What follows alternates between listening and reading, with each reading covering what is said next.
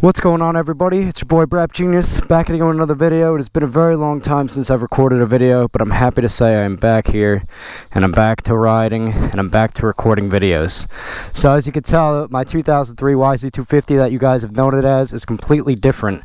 This whole bike has been rebuilt from the frame. If you look up close here, you see I got a powder-coated purple frame. I have these covers. These are garbage. I have to get rid of these. I'm going to do some frame tape. But you can tell all new plastics. The motor is the most important piece of this beautiful artwork. Look at how brand new this motor looks.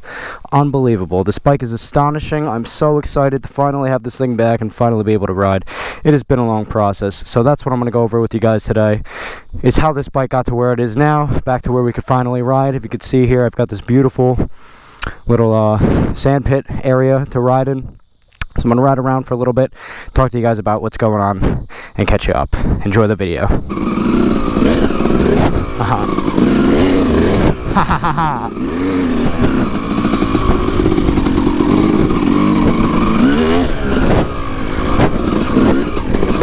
Alright.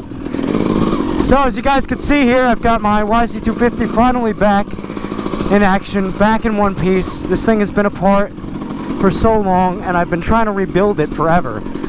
I've had so many complications.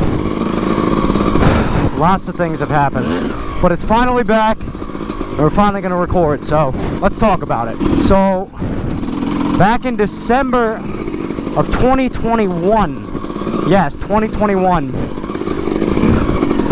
I decided that, you know, this bike needs to be done. That was the last time I had ridden it. I was going to do a top end and, you know, change the bike up a little bit, but not do anything too crazy. You know, just have some fun.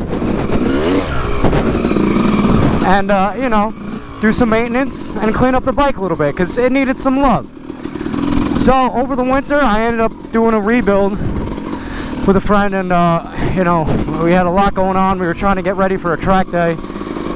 And unfortunately, when you rush things, you know, mistakes happen. And unfortunately, I had to deal with the repercussions of that, because the bike ended up blowing up.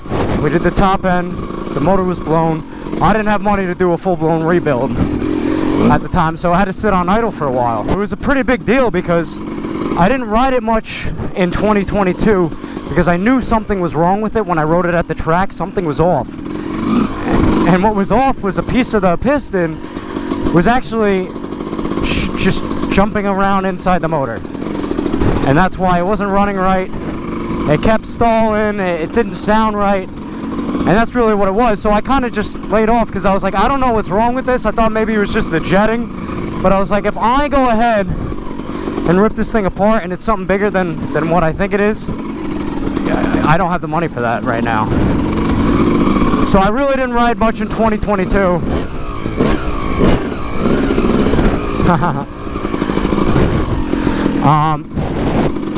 And then when I finally brought it to another friend who works on bikes in the fall to have him look at the jetting,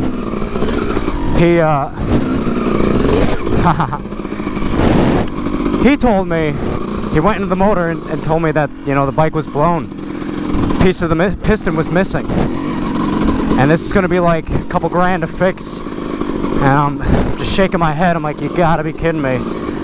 So I gave it to him, and I was like, we gotta rebuild this thing. We gotta do it right. I gotta go. You gotta do a bottom end, you know. So it sucked, and it was, you know, it took a couple months.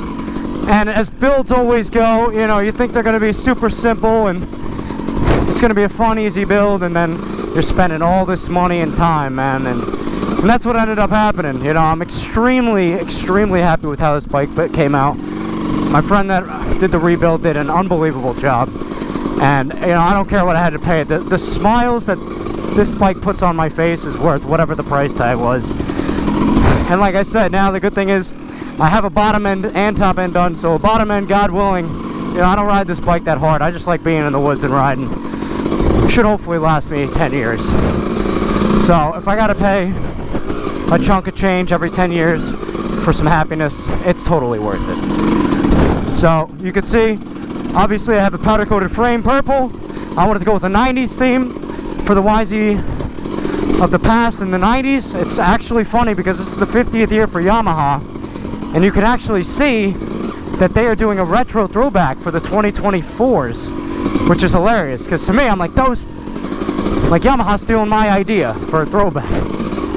Obviously not, I'm just kidding, but powder coated frame, all new plastics. Obviously the motor is fully rebuilt, every internal part was replaced, and then just a lot of cosmetic stuff. So like I said, this was totally a long process, a very overdue process, because it needed to be done.